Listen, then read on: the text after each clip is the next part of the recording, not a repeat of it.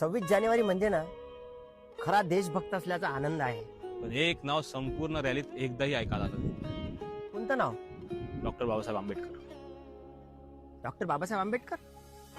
अरे त्यांनी आपल्या देशासाठी केलं तरी काय? ना त्यांनी बंदूक उचलली, ना तलवार उचलली, ना तुरुंगात गेले. त्यांनी फक्त एका जातीपुरतं मर्यादित काम केलं.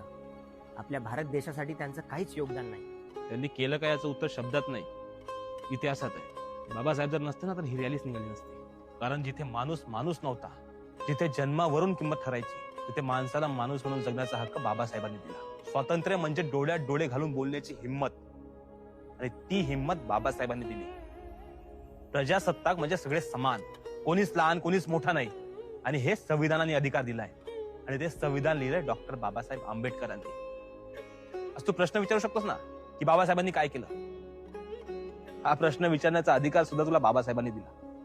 26 जानेवारी हा फक्त एक सण नाही, तो बाबासाहेबांच्या विचारावर उभा असलेला देश आहे. अरे बाबासाहेबांनी दिलं गे बाबासाहेबांनी